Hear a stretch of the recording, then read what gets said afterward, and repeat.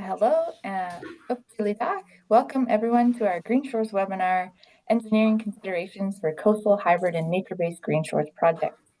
Walalio, thank you all for joining us today. Please remain muted and you can keep your cameras off during the presentation. This webinar will be recorded and shared on YouTube. So if you don't end up joining us live, then you'll be watching us later on. Please use the Q&A function at the bottom of your Zoom screen to ask questions at any point throughout the webinar. Our presenters will answer your questions once both presentations are complete. My name is Kelly Umlaw, and I am the lead for the Green Shores program on the East Coast with TransCoastal Adaptations Centre for Nature-Based Solutions at St. Mary's University. I am coming to you today from Ukjibuktuk, which is the Great Harbor of Halifax in Mi'kma'ki, the ancestral and unceded territory of the Mi'kmaq people. So you can see right there. I invite you all to introduce yourself in the chat and where you're joining from, either your municipality and the traditional territories on which they sit. So we have two excellent presenters today. First is Amaury Camarena and then also Grant Lamont. So Amaury is a senior coastal engineer and manager of the Coastal Science and Engineering Department at CBCL. He specializes in coastal and offshore projects, focusing on integrated coastal zone management, coastal adaptation and risk assessment, and numerical modeling of coastal processes. And on the West Coast, as a senior coastal engineer, Grant is a project manager and discipline lead for a variety of projects, ranging from large marina developments to small shoreline restoration. Grant's professional specialties include shoreline assessment, erosion control and mitigation, beach nourishment, and adaptation to sea level rise. We're going to start with Amaury and then Grant will present. Once both have presented, my colleague Kelly Locke with the Stewardship Centre for BC will begin addressing the questions you've put into the Q&A function. So I would like to welcome Amaury to the mic, and I will stop sharing my screen. And you're muted. There we go. Thank you, Kelly. So can you see me in the camera and can you hear me now? Okay, perfect. So I'll share my screen to start with the presentation. There we go. Is that looking okay on your end? Perfect. That's great. So thank you for the introduction. As you said, I work with CBCL here in the East Coast, and I've been working on nature-based projects for the last few years with everyone on the team and collaborating with others, including, I guess, companies across Canada. But for this specific project of today, I'm going to talk about lessons learned on the design of a dynamic cobble revetment. So this is like a nature-based / hybrid approach to trying to do coastal adaptation work. For this specific project, we are working for HRM. They're our client in the project, and they're looking at, I guess, nature-based options to try to protect an existing roadway in Halifax in the Harbor Basin. And then we also collaborated with NRC, where we did some physical model testing, which I'm going to be showing later in this presentation. And then also with Fathom Studios, who helped us with the landscape components of the project. So let's get started.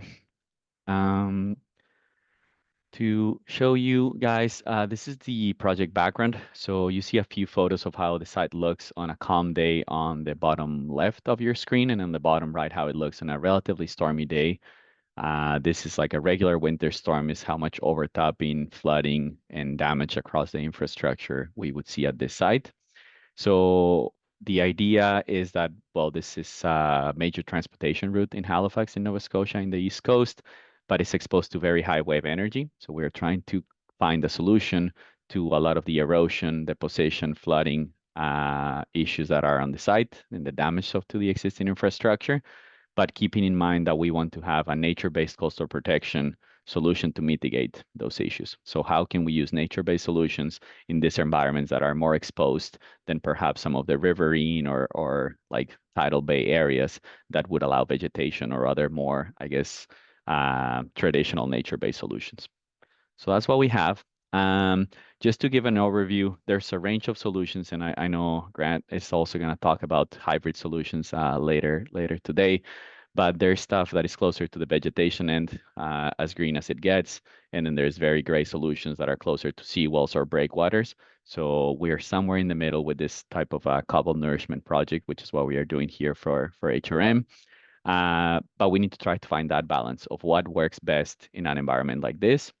We are also taking something into consideration that has been in literature recently more that is called natural analogs. So what does the coastal environment in this area or in other regions across HRM has naturally? And that's what we think of cobble for this site. And then the use of dynamic revetment as a more natural coastal adaptation solution. And then not necessarily like a fixed barrier that is holding a line, but something that moves with the storms, that moves with the sea level rise, and moves with the coastal dynamics in the area. And then below on the screen, you see a few photos of how some of the natural beaches in the East Coast around Halifax look with that cobble berm, with some vegetation in the back, and I guess some amenity areas in some of the more popular beaches across Nova Scotia. Then to start, the methodology includes a few steps. On this talk, I'm going to focus mostly on, I guess, the coastal processes design type approach, but there was more that was done in the background. This includes data collection and analysis, looking at tides, waves, then projections of sea level rise, wave climate into the future, sediment properties, geotechnical conditions, all sorts of various background information. Then coastal monitoring, so deploying instruments on site to better understand what are the conditions that the site is exposed to. Then the coastal modeling, so this includes waves, hydrodynamics, gravel movement and mobility, as well as sediment transport across the site. And then physical modeling, which is the part that we work with NRC to try to reproduce the conditions at the site at present, but also with the proposed solution that we are developing. And then, as I said, other components of the project include engagement, includes the social and environmental considerations, all the permitting with DFO, with Crown Land, with Provincial, with Transport Canada, multiple iterations there to try to make these projects successful. And of course, the last piece is integrating this solution with the existing assets at the site and making sure that they blend in with everything that is there. So that's what we are doing. This is, I guess, the conceptual configuration of what we are trying to do. So we are developing this cobble beach that is what you see in the light gray color at this site, which is basically refilling an existing eroded beach that has a mix of sand and cobble. And then on the water side of what we have proposed here, there is an armor stone rock sill that can also be, I guess, called like a rock reef structure, similar to offshore breakwaters or nearshore breakwaters that are used to contain sediment close to beaches. So that's what we are suggesting in this project. We tested this with various numerical modeling software, including XBeach Gravel, Shingle B, and other, I guess, empirical equations that are out there in industry. And we worked with experts to evaluate the mobility of cobble. So that's what we did for the conceptual design. Before coming up with this design, there were multiple iterations on the phase one of the project with HRM, where we actually looked at 3 or 4 various configurations, elevations, and layouts of what this could look like. So that's what we decided to do. Then moving on to the physical model setup, this specific site is well understood from a perspective of how exposed it is to waves and how much run-up there is. But one item that we were uncertain about is how much would the cobble move with such large waves. So this site is exposed to 2 to 3 meter waves in a regular basis during the winter. So we wanted to make sure that if we went and nourished the beach or refilled the beach with cobble material, that it would stay in place. And if we like laid it out in different elevations with different slopes, that we understood how we would change so that we would best design the solution to, I guess, adapt to the conditions at the site. So we work with NRC. We did a 1 to 10 model scale, so 10 times smaller than it's going to be in real life.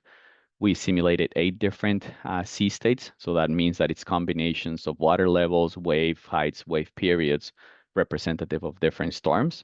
And we worked that for different durations, mostly varying around 3 hours of testing duration, which would be the normal storm duration for storms here in the region, especially coinciding with high tide. And then we varied the configurations of the testing by changing the slope, the elevation, the location of the sill, the actual applicability of the sill in the site, and other general configurations related to the mix and sand and cobble properties on this site.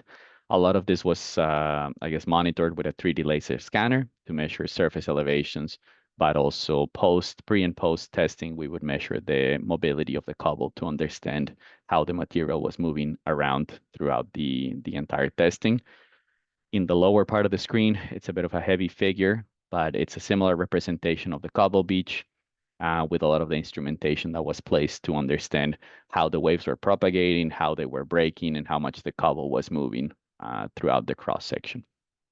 It's going to become a little bit easier to understand in this slide because we basically have the starting point of one of the tests where we have our rock sill in the bottom that is 3 rocks wide with 2 rocks at the crest, and then the cobble beach that covers at a 1-to-5 slope and then goes back. What we were trying to understand here is not just the cobble mobility, but how much of this area could be revegetated in the backshore, including part of the cobble beach area, but also the revetment that it's already there in the existing conditions at the site, and how much the existing revetment could perhaps be retrofitted to include more vegetation in the upland side of the beach. So trying to integrate this beach nourishment approach with the cobble, but also introduce vegetation to the site. And then on the right-hand side, you see the wave flume at NRC, where we tested the conditions with the waves coming into the proposed solution. So that's what we have. Then there's a little video of one of the representative storms that we simulated. So in the bottom part here, if you can see my mouse, that's where the sill is with the, I guess, pinkish color on those rocks that you see. It helps dissipate the wave energy. So when the wave comes in, they break and then they push the cobble up. So this is the cobble formation that we would naturally be expecting. So this is helping us understand how the mobility of this cobble is going to work. We also see that the cobble runs up to the berm, but it also slides down when the wave is retreating. So this was kind of what we were aiming for a lot of this testing that was done at NRC to validate the numerical models and be able to expand on our design, but also to gain confidence on how this type of nature-based solutions could work in such a high energy environment like the one at our site. So that's what we have here. Over time, these profiles reach equilibrium. So once they're exposed to enough waves at a certain water level, coinciding with, for example, high tide, with storm surge, or in the future with sea level rise, they reach an equilibrium. And then that equilibrium point is what we were trying to find for different wave conditions to try to optimize the use of cobble and the size of the cobble, understanding what's available in the region and what type of cobble exists at beaches in the region here in Halifax. So that's what we have. As part of the modeling results, just going to the next slide. This is, I'll turn off the audio there, but this is another view of how the cobble beach transforms over time. So what you see in the yellow and black tape on the side is what the original profile elevation was. So all of this cobble formation here is that berm that evolves over time during storms. And what we are trying to make sure of with the testing is that this berm doesn't get pushed back all the way into the revetment for regular storms, but it stays in this swash zone where the waves are still interacting with the profile, but not necessarily reaching the back of the profile, which is where we want to minimize the wave overtopping, the flooding, and the damage to existing infrastructure. So once the berm is introduced to the site, the wave run-up is basically fully mitigated, especially for storm of less extreme events. And then we see very little to no overtopping at the crest, which is where we wanted to mitigate. So the road and the safety for pedestrians and cars is mitigated, while at the same time integrating those nature-based approach ideas to the site. In this case, we consider this as an effective solution for coastal protection and coastal adaptation. And we still think it's something that is observed throughout the region, so it can be quite valuable for coastal adaptation. In this figure, there's a lot of lines, and each of those lines represents a different storm that we tested in the lab. So the dashed black line that we see here is what the original profile was at the start of each of the tests. And we tested storms like seasonal storms, so something that we would expect to happen every winter, and that's the blue color that we see here, where we observe some erosion right behind the sill, which is something to be expected, but then we see the evolution of that berm that ends up being a protective berm for the rest of the beach. So this is our target shape for the profile in many cases. But then what we did is we simulated more extreme conditions in the lab and also with the coastal models to understand how things would change for more extreme storms. So then this shows that by the end of century, if there's little to no maintenance for a storm of this caliber, like the one in the dark red, we would see the berm significantly grow in elevation because all of the material from the front gets pushed. It creates that berm, and then it gets a lot closer to the revetment. So it's still protecting the road, but there is a significant shift in where the cobble is located. So that's an important kind of envelope of conditions that we would expect at the site. Based on this information, what we are doing is develop recommendations for monitoring and maintenance of when to reshuffle the profile or when to reshape the profile of cobble so that there is minimal maintenance every 5 years or every 10 years, and the beach is kept in a good I guess in good shape, and that it can also be refilled with additional cobble if some of that cobble is being lost. So that's part of what we have. In general, as a note, the sill was quite effective at retaining the cobble for the cross-shore dynamics. So it was important to keep it there. It also kind of works like a fence for a lot of the cobble, and it works for wave energy dissipation in a lot of the storms. So lots of uses for it. And then from a fish perspective, we're still working with, I guess, project partners and DFO to see the value of something like this. But the benefit of having the rock in the intertidal zone is that it also generates some fish habitat in the voids between the armor stone. So we're taking a few of those things into consideration as we progress in the permitting part of this project. So that's that. This is additional testing. This is to show sensitivity to how cobble of different sizes behaves. So the larger the cobble, the more energy that is required to mobilize that cobble. So what we are trying to do here, present with this testing, is that how much sensitivity there is, or how much does the profile change if we use larger cobble. So in this case, the yellow line represents cobble that is about 16 centimeters in diameter, and then the blue line represents cobble that is 7.6 centimeters in diameter, so a little bit less than half. And we see that there is significant migration difference from one option to the next. So that was part of the, I guess, testing that we did to try to optimize the conditions of what we are doing in this project.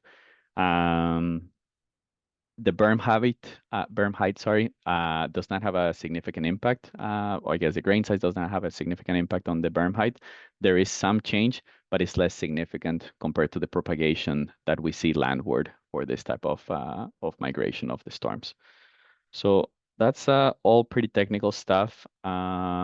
And then in here, we tested, I guess, different slopes. So similar results to be expected, but we tested a milder slope of 8-1 and then a slope of 5-1.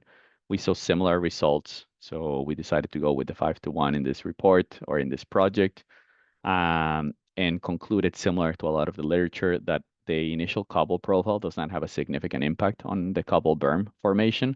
So after it reaches equilibrium, it gets closer to that natural angle of repose that for our specific site with the level of wave exposure is a lot closer to 5-1. In milder environments, the 8-1 maybe would be more stable, but it really depends on how much energy you have and how much the cobble size and cobble berm. I guess what are the sizes for those? So trying to conclude with a few important pieces of what we learned in this project is that nature-based and hybrid solutions are a feasible option for high energy environments. They are complex and they're complicated, so it's important to understand that when you have exposure to 2 or 3 meter wave heights in relatively deep water, you have exposure to ice and you have exposure to relatively strong currents. You need to be conscious of what solutions are feasible, and you need to, I guess, consider all of those environmental and coastal processes factors to come up with a design. I think another conclusion is that the crest height and the landward propagation is largely impacted by the water level and the wave conditions. So in coastal environments where you have relatively large tidal range, you have more periods of time where your cobble beach or cobble berm is not exposed to the waves. So then that may be more stable than in coastal environments that have deep water levels but are always exposed to the same type of wave conditions. So looking at the correlation between waves and water levels with respect to your cobble beach or cobble berm is very important. Similar to what I just mentioned in the previous slide, the initial geometry of the cobble is less relevant because the cobble will try to find the equilibrium profile, equilibrium angle of repose, and it will try to, I guess, reshape to that angle. So sometimes for construction efficiency, it can be easier to make a steeper profile and let nature make it gentler and fix it to the I guess natural angle of repose. So that's something. And then due to the dynamic nature of the solution, accommodation space is required. So when we build a seawall, that has a much smaller footprint than something like this, but it also comes with many other drawbacks like scour and like lack of adaptability and many other things that I think a lot of us here that work in the nature-based realm would agree on. So there is, I guess, benefits and drawbacks, but in general, nature-based solutions in high energy environments would require a larger footprint than other more standard gray solutions. Maintenance of dynamic cobble revetment is likely required, especially if they're extreme events. So here in the East Coast, we would see like the impacts of Fiona or like the impacts of Hurricane Dorian over the last few years. So after storms of that magnitude, some of these cobble nourishment type projects may require additional nourishment and reshaping of the profile to continue to work effectively. At this stage of the project, we're still on the detail design phases, and we're going to be working on the final permitting. So that's where we are on this at this stage. But there's already a lot of lessons learned. There's been a few talks about this project, and if anyone is interested, I'm happy to share more of the content that has been presented in recent months.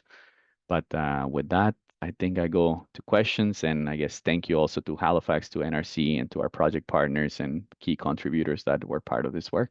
So that's that. That's great. Thank you so much, Amaury. We're going to save questions until after Grant's presentation as well. So if you do have a question for Amaury, if the Q&A function at the bottom of your screen isn't already up, click the More button, and there should be a Q&A box that you can click and type your question into, and we'll be addressing the questions following the next presentation. Thank you so much, and I will let Grant take over when he's ready to go. Thank you. See if I can just share my screen here. Can you see my screen now? Looks good. Everything just changed for me in my Zoom Great. when I went to share my screen, so I can no longer see the chat or anything. But good morning and good afternoon, everyone, depending on which part of the country you're in. It's a pleasure to be presenting. My name is Grant Lamont, and I'm with Northwest Aerial Consultants. I'm going to be talking about hybrid solutions. I'll talk in general for a little bit at the start of my talk about hybrid solutions, what they are, the definition, tie them back to the green shores for homes. I'll then move on and talk about an example project. Some of you, if you were at the Coastal Zone Canada Pacific Workshop, might have seen some slides on this. I'll go into a bit more depth about a small hybrid project that was done here at Qualicum Beach on the west coast of Canada. And then I'll close by talking about a few concerns that exist around the implementation, some of the concerns and challenges that exist for designers and engineers who want to do a hybrid solution. So with that, I'll jump into it. So hybrid solutions, thought this is a really good graphic that's in the new credits and rating guide that kind of shows the range and what we're talking about. So within nature-based approaches, there's quite the range from projects that can get away with using just soft materials, if you will, sands and maybe light gravels, nourish beaches or to bring them up and to provide erosion or flood protection or whatever the goals of the project are.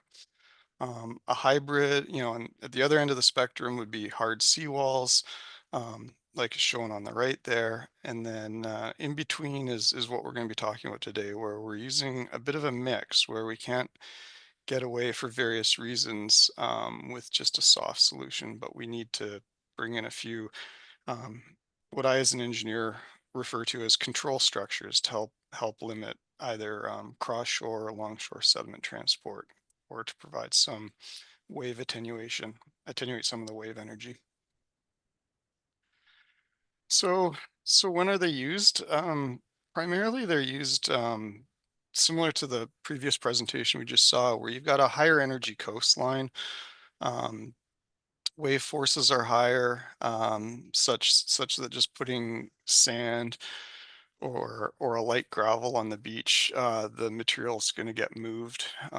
So a combination of energy and also where you've got sediment transport that's going to cause any soft elements that we put in there to walk away, if you will, from the project, um, and a higher rate of erosion, such that you end up losing material and having too high a rate of maintenance required. So they're used a lot in those kind of situations, and examples. There's lots of different examples of what could be an included element within a hybrid design.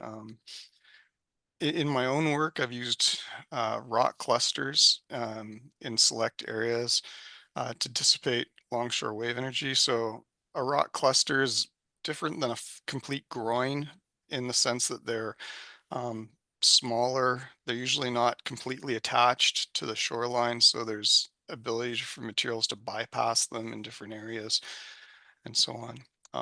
Another example might be a buried revetment, although at the end of the presentation, I'll talk a little bit more about buried revetments and some of my reservations against them. Cobble is a great mix. It can absorb wave energy quite well. It can be somewhat dynamic, but provide a better, more natural beach type than a complete rock groin. And limited use of rock groins can also be applicable. Logs, and then we've seen oyster bags, and in some places brushwood dams can also be incorporated into designs. Um, so an important aspect of a hybrid design, a successful hybrid design, is that it really should adhere to the four Green Shores principles. As such that it shouldn't be completely disrupting any of the physical coastal processes. It should continue to allow sediment transport movement and should allow movement by water if you're near an estuary or wave processes. It should certainly maintain and, if possible, enhance the habitat diversity that's existing on the shoreline. Um, of course, pollutants should be prevented or reduced through the vegetated components and the nature-based design. And overall, the project needs to reduce the cumulative impacts. And that's an important one, that last point, because um, if we're looking at a hybrid design, it usually means we can't go for a completely natural design and we need to bring in some harder elements. But just because we can't do it shouldn't be a black and white decision. Just because we can't do a completely soft shore design in a given environment, in a given location, um, we should start looking at hybrid designs because they can still have a reduction in the cumulative impacts that would otherwise be achieved if we just put in a hard design. So there's a lot more that can be described about hybrid solutions, and I would direct everyone to give a good read of credit 1.5 in the Green Shores for Homes. So I'm going to talk about a project example that we did on Qualicum Beach. This was a very small project, a much smaller scale than the project that we were just looking at on the East Coast near Halifax there. This is one that was done for a homeowner. It's essentially two properties. And these pictures here show the pre-project condition. There was a homeowner had a large seawall. The beach in front of the seawall was gravel with some some seaweed accumulations depending on the time of year. There's some wrack there at the time of this photo that was taken. The neighbor has a large rock revetment that you can see, kind of almost a one-to-one slope coming down of large rock. And that was the case. And the property owner wanted to do something different and create some connectivity, but we didn't have a lot of space. And we also had seawalls on both sides and a fairly high energy environment on the Strait of Georgia with winter wave energy that would come in. And there'd been a few projects in the past near Qualicum Beach and Parksville where people tried to do a beach nourishment, and the beach nourishments, if just placed without any control structures to hold them in place, tended to erode very quickly and be lost within 1 or 2 winter seasons. So this is a cross section of the design. We were going to leave the seawall essentially in place and then bring a large beach fill up to essentially bury that wall. The property above the seawall was going to be raised a little bit and have some riparian planting done on it. And then there's some detached breakwaters, some rock headlands that we're going to get built to hold the beach fill in place. This picture on this slide shows on the left the pre-construction aerial view of the project, and then on the right it shows post-construction. Our footprint out on the beach, we were limited to essentially staying within the extension of the property lines for the 2 homes. So you can see that we've buried the seawall that existed, and also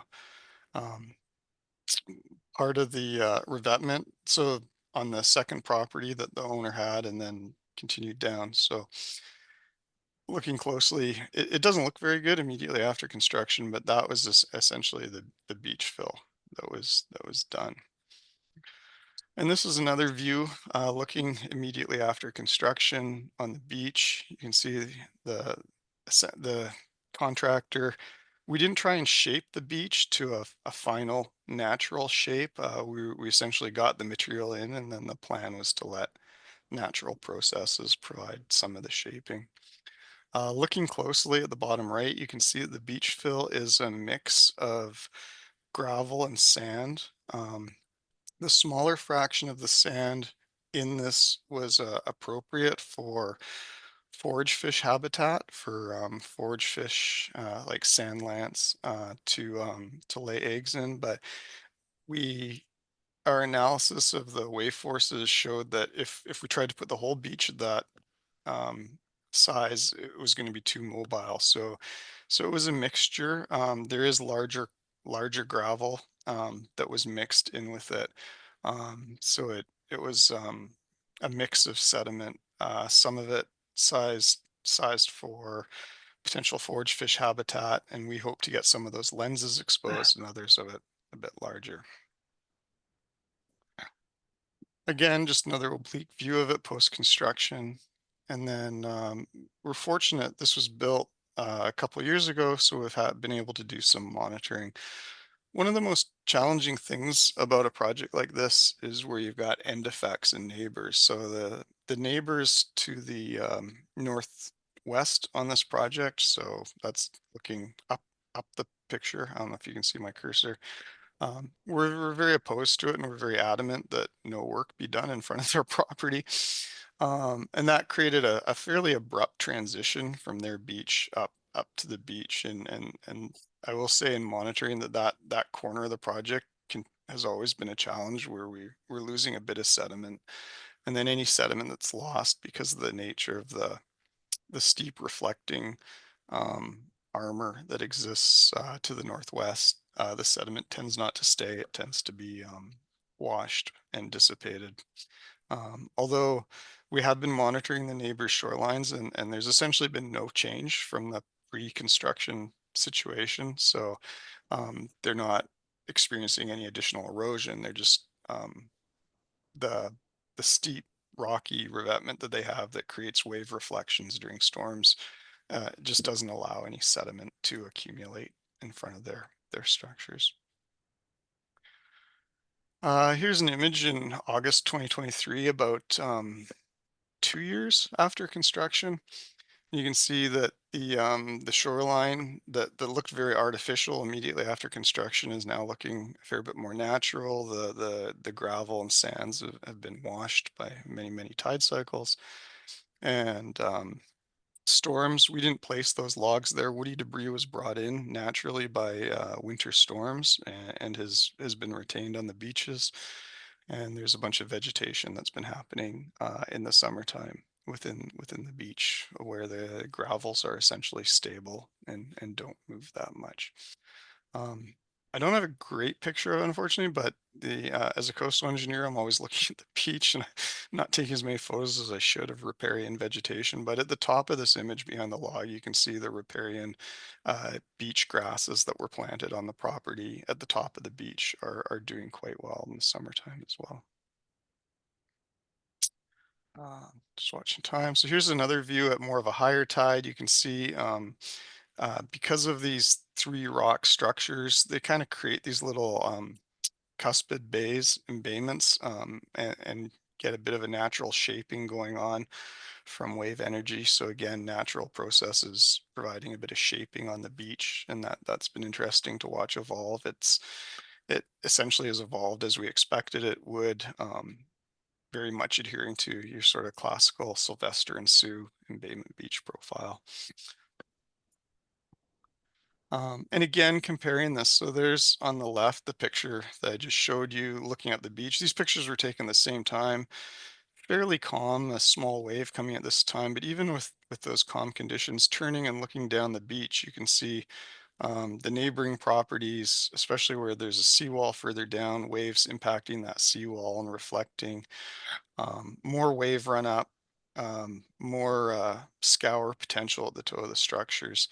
So the absorptive capacity of this hybrid design to um, calm down the incoming waves and create a more gentle wave run up is very apparent in these two images. Basically, one looking in one direction and one looking towards the neighbors. Looking to the neighbors to the southeast of the property, we've had since the project was constructed, we had during the following two winters, we had a number of large southeasterly storms that drive a net sediment transport from the southeast towards the project. We expected some sediment accumulation. It actually happened a little bit quicker than we estimated. This is the neighbor's property to the southeast. At the time of the construction of our project, their seawall was being undermined. The foundation was exposed. The beach had lowered quite a bit over the years, according to the homeowner. They'd lost a lot of the beach, and the seawall. They used to, when they first moved in the 1980s into the property, they said they could walk right onto the beach. Now, the beach is much lower. Within a couple of years post-construction, most of this beach had returned because our project is essentially providing a bit of a trapping function initially. This beach, as it restores, came right up. You can see where those wood slats are on the right. Now the beach is right up to them again. And again, looking at the property from the southeast, looking up to it, this was the pre-construction photo in June 2019. You can see the neighbor's seawall with those white drainage holes at the top, and you can see in winter of 2023 how the beach has been filled in that fillet, how the sediment has returned. That's not project sediment. That's all sediment that's come in through longshore transport for the immediate area and is starting to fill in. And we're starting to see some bypassing of that sediment through our monitoring around our project, which is great. Unfortunately, though, the conditions on the northwest side of the project are such that the sediment that is bypassing isn't sticking around. It's then continuing to just move up the beach. So some of the key requirements for a design of a hybrid solution for any project. The first and foremost is making sure that whether it's a large project or a small project, there needs to be a very clear understanding of what the coastal processes are at the project site, what the storms are, what the more typical conditions are, what the natural longshore transport is, and also what the longshore transport could be during an episodic event like an extreme storm event. Without that really clear understanding of the coastal processes, it's really impossible to get started on a good and thoughtful design, and even to understand what the alternatives might be, which is really the next step. Once you've got a good understanding of the coastal processes, is really looking at your range of alternatives for design. Doing that work that would confirm that a soft solution by itself wouldn't work, because that often, the best part is no part, and if you can reduce costs or simplify your design, um, that's usually the way to go if you can. Hybrid designs do introduce a bit more complexity in terms of having different components to them.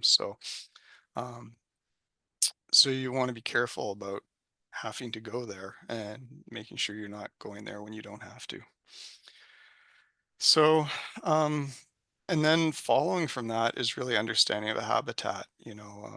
Nature-based design shouldn't just sit within the realm of engineering. It needs to exist within a multidisciplinary space. It needs to bring in a good understanding of the marine habitat, the riparian habitat, and looking for those opportunities of where you can integrate the two and connect them. Because a lot of what we try and do with nature-based design is to create that connectivity, of course, between those different habitat areas. Classical hard designs create those barriers between the upper shore and the lower intertidal. And of course, what we're trying to do with nature-based design is get rid of those barriers and create more connectivity. So, so it's bringing in understanding the habitat, what exists in terms of habitat, and what potential there is to enhance some of the habitat there. Um, During the design work for the Qualicum Beach project, we we did some modeling. We used X Beach. We modeled a number of different types of storms. We wanted to assess how the project would be. I use damage in quotations, but how it would respond really to like a typical winter storm that we might see. And here on the West Coast, we talk about winter storms because our summer conditions are usually fairly benign compared to the winter. So we'd look at the typical winter storms, and our goal was essentially that we'd have very little change or dynamic response of the shoreline from a typical storm. We also looked at storms that had more like between a 30 and 50-year return period and assessed how much change there would be in the beach, as well as um, how extreme a storm would cause. We did end up in the end making those rock structures a little bit bigger because of what we were seeing from extreme storms. And the fact that it was easy for the homeowner to access the beach during construction of a new house where the property was essentially demolished and accessed. But once the house was built, it was going to be difficult to provide any maintenance to the shoreline. And so they wanted to err a little bit, being a bit more robust, if you would. So we raised the rock armor one more rock, if you will, to give a little bit more resilience to sea level rise and those extreme storms. So again, good thoughts and good processes. I think any design, you really should be assessing where your thresholds for how dynamic it's going to get, and then within that, considering the monitoring and maintenance plans and what can be funded and how they can be accessed. Important considerations. As always, a closing thought, whenever you're thinking about a hybrid design, you need to consider like what could go wrong. Um, it does no good for the community and for nature-based design if we have designs where, significant money, capital money is spent to put in something that's going to provide erosion protection, and two or three big storms occur quickly that cause a large change. And I can speak from experience. Just last August, September, we had a project constructed, and about 2 weeks after construction was complete, we got a bomb cyclone off the coast of BC. I think that's what the media called it, a bomb cyclone that ended up creating pretty close to our 100-year design storm conditions at the project site. The project did have a bit of dynamic response, but held up really well, we thought. But the client was like, hey, we got some change here. Is the project failing? So um, these things can happen. Your 100-year storm might happen a couple weeks after construction, and you got to be ready for that. We need to give a lot of thought about vegetation and plantings and how to establish and what's a plan if some of the vegetation fails to establish, and how to repair that, because it's not just on these projects about the beach nourishment or things. It's about, is vegetation going to happen naturally? Are there going to be plantings? Do they need to be watered? Is there a program for getting rid of invasives and making sure invasives don't come in to allow the native vegetation to establish? And one of the last concerns I have on hybrid solutions is making sure they're not just used as a Band-Aid or greenwashing. I'll often ask an engineer if they're considering using a buried revetment. It's like, well, what's your calculation as to how long the nourishment that's on top of the buried revetment is going to stay there? And I would argue that if a buried revetment is going to get exposed within 1 or 2 or 3 years, or if just a single extreme storm can remove most of the beach nourishment and expose the buried revetment, then that's not actually a nature-based design. If one large storm can expose the buried revetment, then I'd say that's more of greenwashing and too dynamic, and probably needs a rethink in terms of how that design is being done. So I'll close with just, erosion is a natural process, and, can we work erosion into our designs? Can we allow for some erosion? Can we allow for sediment transport processes to occur? Often we're trying to protect upland infrastructure, and we're told, no, we can't. So that puts us in contradiction right away with natural processes. And as engineers, we always need to be cautious about interrupting nature. In the long term, the ocean usually wins. And I'll close there. Thank you very much, everyone. Kelly, do you want me to jump into Q&A? Yes, please. Let's get right to it. Great presentations. Thank you both so much. I'll just start at the top. This is for Amaury. Was cobble green size also evaluated for ecological habitat benefits? Yeah, so I guess there's a few points there that are important. It's not my area of expertise, but when we looked at the range of cobble sizes, we went by what is existing in the natural environments. And then we also went by recommendations from DFO in their design manual, or I guess restoration manual. It's a document from the late 1990s, and there's another version from the early 2000s, I believe. So that was considered. It was not tested in detail in the physical model, if that's part of the question. So it's part of the considerations, but it was not tested in detail. Okay, thank you. And that relates to another question about commenting on habitat enhancement considerations being documented as part of DFO and other permitting applications. So I think you've answered that.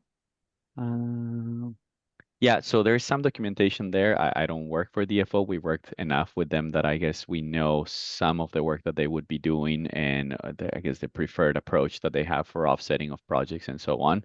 So there is some guidance. They tend to like to see, I guess, like for like type offsetting projects. So if you're, I guess, using part of a beach area, you should be restoring another beach somewhere else. So that's part of what we see. Other enhancement options may include something like reef balls in certain elevations or at certain locations in the Halifax Harbor Basin. That's been accepted by DFO in the past. But there's also, I guess, options to explore tidal inlets where perhaps vegetation-like solutions are feasible, or I guess streams or riverine areas where the stream restoration with vegetation or logs is also an option. So that's what we've been exploring. The last one I would mention is eelgrass I guess, planting. That's also something that has been done at the on the East Coast. So there's a lot of people that know a lot more than me from Dalhousie and other institutes that have done some of that testing and is seen with good eyes. At least that's my understanding. So Great, thank you so yeah. much. So then kind of related, the question is wondering if the vegetation was grown within the cobble would help to improve coastal resiliency. Spoken to I this? think it would. It's hard to estimate how much the cobble moves less with or without vegetation or with or without sand. I know Grant and I talked about it in recent conferences, and there's a group that is working with cobble beaches that we've discussed about, okay, how do cobble beaches work when there is sediment around it or when there is vegetation around it? I think it adds resiliency. But going back to maybe some of the things that Grant was saying, if we put vegetation right in the front where the waves are breaking, that's probably not going to last more than the first winter storm. So it's probably not the best way to go about it. But in more sheltered areas or in the backside of the cobble beach, if you have enough width, it would certainly add resilience. Great, thank you. Can you comment on the elevation of the road in behind the project? That's a good question. Let me see if I can open the sketch. It's about 1.5 meters or 2 meters higher than the cobble beach in elevation. But what is really dissipating a lot of the energy is not so much the elevation, but the width of the cobble beach that we have in our solution. And that's a big difference compared to a normal revetment. A normal revetment would require more height or a lot more armor stone, and that really gets very expensive very fast and requires a significant footprint. So in here, we are using the width of the cobble to be the main factor in dissipating that wave energy coming in during storms. Great, yeah, that makes sense. Can you please comment on, and this might be for both you and Grant, can you please comment on pros and cons of creating control structures further offshore, for example, the cost, public acceptance, broader shoreline benefits? You want to take that one, Grant, or should I Sure. start and then you take Um, over? I can give a start. I mean, Yeah. when you move further offshore, it all depends on the exact location. If you've got a relatively mild slope heading offshore, so not a lot of elevation change, there can be some benefits to moving a little further offshore. Um, although the flip side can be there could be habitat impacts that you might want to avoid if you're moving further offshore and you're moving into a clam bed, for example, shellfish habitat. You actually might be trying to avoid all of that. Um, so it's very site specific, but from a physical process point of view, if it's a generally mild slope, there can be some benefits to moving offshore and getting some of that wave and dissipation to happen a bit further out.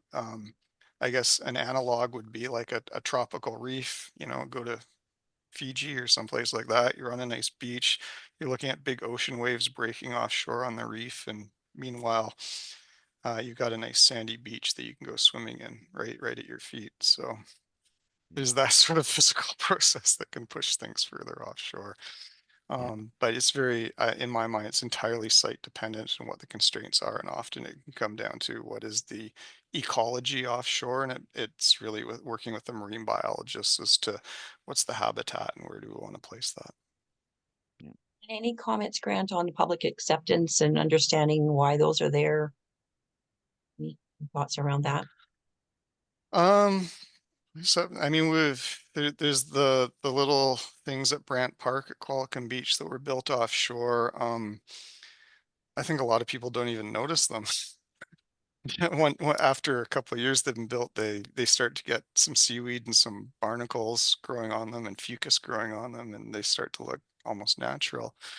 Um, so public acceptance, in a lot of projects, we seem to get a lot of pushback when we have these very ugly engineering type drawings showing the sections, and then after it's built and people see vegetation growing and they walk it and they go, oh, this actually looks great. So maybe it's that public acceptance problem early on in design is just that engineers aren't nearly as good as landscape architects at producing nice, pretty drawings. Yeah. I don't know, Amaury, I do you think have any that's a big comments? part of it. Yeah. The black and white engineering drawings with like 3 different thickness of lines generally doesn't quite represent what the design is actually trying to do. So I think that's an important component of Yeah. it. Um, going back a little bit in the question, I think if we go into the water, it's very site specific, as you said, Grant. But I would also say it gets a little more complex than stuff right at the shoreline pretty quickly. So circulation dynamics, erosion dynamics, sediment transport, longshore drift, all of those things tend to be a little more complex. So then the site-specific assessment, I think, is even more relevant when we go into the water compared to something directly on the shoreline footprint. Both. I think this is more for Grant for Hickson. If there was hard armor on both sides of this installation, which there is, would there be a higher risk of washing out the new beach because of the break in the longshore transport, or would these perpendicular berms keep the sediment in place? Yeah, I mean, we didn't attach them to the shoreline, so we don't call them groins, but they sort of serve as quasi groins. We had to put those there's 3 rock armors. One is kind of offshore and parallel, and then there's 2 we called kind of headland structures that are turned sideways at the neighboring and we needed those. Our modeling showed that we needed those to prevent the beach nourishment from washing out during large storms and migrating. And once it started migrating, then the neighboring properties just wouldn't hold it because of the nature of them. And that's what it showed. So it's a big challenge. And these projects don't work as well when they're done on a property scale. I would say it would have been a better project if all the neighbors had gotten together and done a larger scale project. Quite confident saying that. So there's always a challenge when you got end effects. It becomes more challenging from an engineering point of view, and you end up having to go more into a hybrid and hard solution to make sure that you have a project that's going to have longevity. So as much as possible, it's great when you can work at a larger scale, a more of a neighborhood scale. You could have, instead of 2 properties, you could have 5, 6, 8, and start to get closer to natural scales in terms of beach scales, in terms of your beach cell. Point, neighborhood scale. We love it in Green Shores, right? For both of you, was consideration given to planting dune grass to stabilize beach sediments? There's little space for dunes at the shore roadside in Halifax, but we are adding grass to the upper slope of where the existing revetment is. So that is getting revegetated. I don't have the square meters right now, but it is something that was added. In the lower part of the slope, there will be the cobble with then sediment and then planting on it, but it's not necessarily dune grass in this case. The site is too dynamic for a sandy dune to, I guess, resist the conditions. Grant, dune grass was placed at Hickson, right? I believe so, yeah. Up above the what became the buried seawall, the old seawall that we essentially buried in the land up above it. There was a bunch of riparian planting, and I think some grasses were a part of that mix. Thank you. Kelly, we've got another minute. Are we okay to do another couple questions, or? I think one more. Yeah. One more? Okay. Boy, how to pick. And the other ones will be passed back to you with an email with the recording and everything. So, Grant, you mentioned that the design team should conduct assessments of damage of typical or large storm events. I'm curious to know what that assessment process entails. Well, it's usually modeling, and if there's budget, I mean, Amaury's project showed a physical model tests, which are great, and are necessary if there's in certain situations where numerical computer models might have too much uncertainty in them. But usually it does involve some type of modeling of future storm events and maybe an allowance for sea level rise, depending on the longevity of the project, so that you can evaluate what the response of the project is going to be to those extreme storms. I think that's very important to understand where the thresholds are going to be. If we're designing dynamic shorelines that are going to respond to storm events, then you need to understand how an extreme storm is going to cause that, so you can have very thoughtful conversations with the owners of the projects, the infrastructure owners, whether it's a municipality or a private homeowner, or First Nations, about if we get this big storm, this could be the damage, this would be the maintenance requirement. What is the maintenance cycle? What is the budget that's going to be set aside for maintenance, and so on and so forth? Thank you so much. Thanks to both of you. And Kelly, I'll pass it back to you. Excellent. Well, that just about does it. Let me just get the final slide going here. So, thank you both so much for both the presentations and also for answering all of these wonderful questions. If you or anyone you know wants to learn more about Green Shores, for the participants here, you can email myself. You can reach out to the Stewardship Centre. You can find more information on our website, and you can follow us on social medias to sort of keep in the loop. I believe Holly has put a link to a follow-up survey into our chat. We'll be sending this out as well with the follow-up email that we send to you all.